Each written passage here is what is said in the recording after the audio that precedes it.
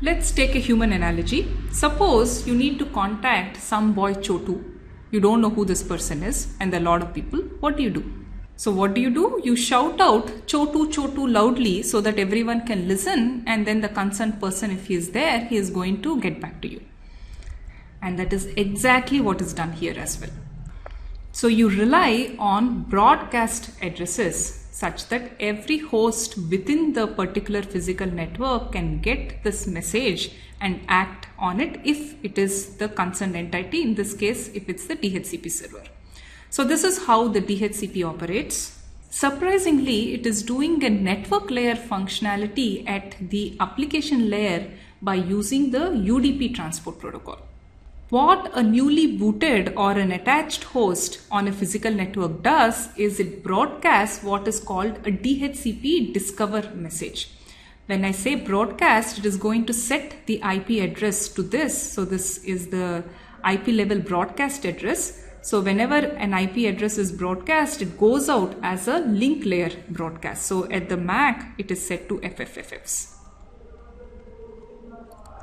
Now, since it's a broadcast, it is received by all host routers in the physical network, and one of them hopefully will be the DHCP server, which is going to reply to the host. The others are going to ignore this particular message.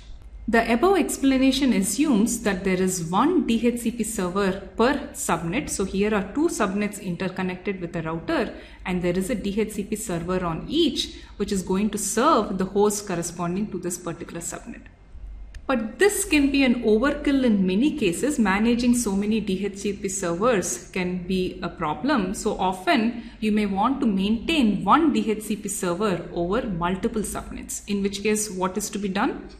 So you use this DHCP relay to transfer the DHCP messages between the host and the DHCP server. Often routers themselves can act as DHCP relays. They come with that feature. So what happens in this particular case is, suppose this host were to send the DHCP discover message. It is going to reach this relay because it is connected to the same subnet. And then it knows that this is a DHCP discover message by examining the particular packet. And then what it does, it is going to unicast. Note that this is not broadcast. Somehow this relay is configured with the DHCP server address. So what it is going to do is it is going to unicast that message to the DHCP server, and the DHCP server is going to reply to this message with some IP address allocation, and that again is unicast till here, and this is then going to broadcast it on the physical network.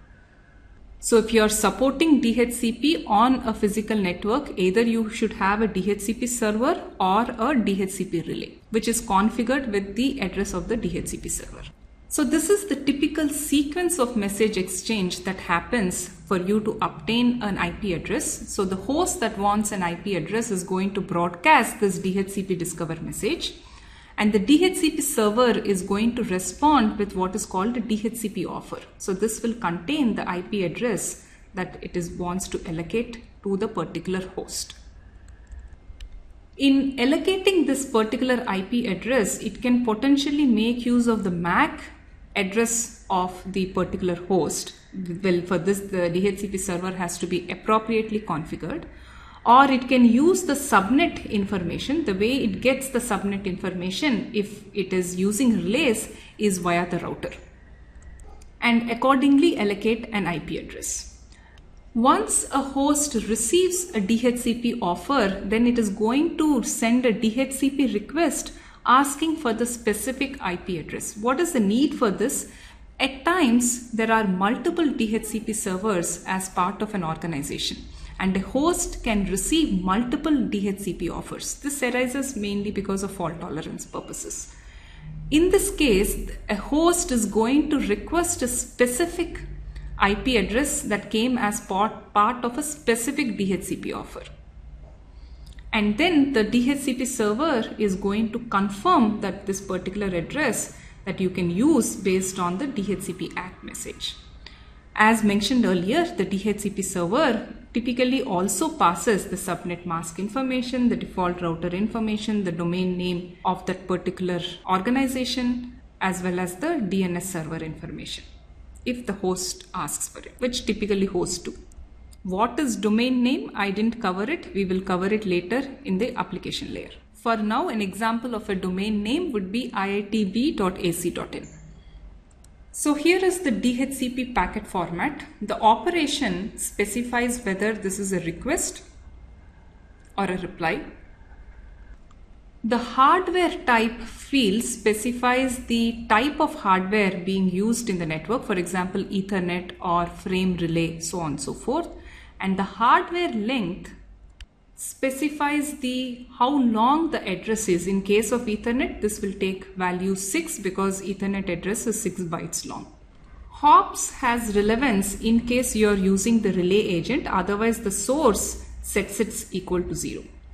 XID is a transaction ID which is used for matching the request reply. All message exchanges corresponding to one DHCP operation will have the same transaction ID. Seconds captures the time that has elapsed since the client started this process of acquiring an IP address. This is specified so that the DHCP server can potentially serve this request ahead of others if it has been waiting for a long time. Flags is a 2-byte field corresponding to 16 bits, but only one bit is used, and this bit is the broadcast flag. And this is set equal to 1 if a host doesn't have any IP address. When it is sending the request, note that the same DHCP is used also for renewing the lease. When you're renewing the lease, you already know your IP address, in which case the broadcast flag is set equal to 0. But if you don't have any IP address, you set the broadcast flag equal to 1, indicating to the DHCP server, send the reply on broadcast. I don't have any IP address. If the client that is making this request as part of the DHCP already has an IP address, it can specify it here. Your IP address is the address that the server is allocating to the client. That information is filled here. SI stands for server IP address. So this is typically specified in case the client has to contact some other server as part of this process. So the DHCP discover, it's sent to some server, it is replying, and then it has to contact some other server with the request. Then it will specify which server to contact as part of the SI address. In case you are using a relay agent, this address is filled by the IP address of the relay agent. The CH address is actually 16 bytes, and this holds the hardware address corresponding to the client. The server, if it has a name, the host name, it will include it in here. In case the server wants to specify a boot file, this is used for the booting process. It can specify the file as part of here. The DHCP protocol actually has its origins from this BOOTP protocol, which was used earlier during the booting process of machines, where they used to send configuration files. That is where this has arisen. This is typically not used. Following this is the option fields, where the server can specify the additional information such as the DNS server or the subnet mask and other information as part of the options field. Or the client can request this information as part of the options field. So if you see, the same packet format is being used by the client as well as the server. In some case, the client fills certain portions of the fields, and when server is replying, the server fills certain other portions of the fields. For more details, I will refer you to a demo as well as a lab exercise associated with this. So this is typically how an exchange happens. A DHCP client which has no IP address is going to send a DHCP discover packet, and it is going to use the source IP address as 0.0.0.0 since it doesn't have an IP address.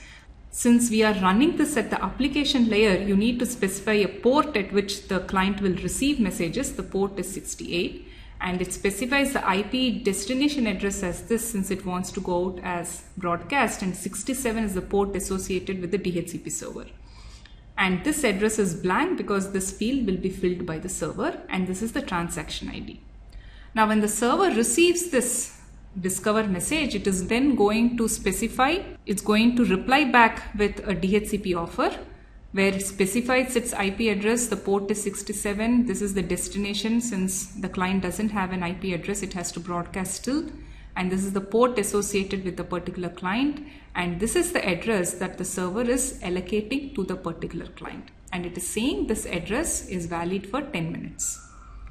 Now, once the DHCP offer is received by the client, it is explicitly going to request for this particular information, where in the options field, it will specify that this is the address that I want. So as you can see, rest of the portion remains the same. And then the server is going to ACK this particular request and again specifies that the lifetime is 10 minutes as well as specifies the particular address. And once you get this particular DHCP ACK, then the client will use this information and configure its IP address as well as mask, subnet, router information, so on and so forth, which were furnished as part of the options field. So that's how a host gets an IP address. When we were talking about forwarding and we saw the action at the routers also need information on their IP addresses as well as the subnet masks on a particular interface. So these are typically configured by a system administrator manually via some network management tool that each router comes with. So to summarize what we have seen in this video, IP addresses are crucial for communication. And we saw how different entities obtain these IP addresses. For example, organizations get IP prefixes from internet service providers. They in turn get it from regional internet registries, and a host within an organization gets its IP address from the DHCP server employing the DHCP protocol. There are few other supporting protocols needed at the IP layer. We will look into them in the next video, and these are ARP-ARC protocol and ICMP.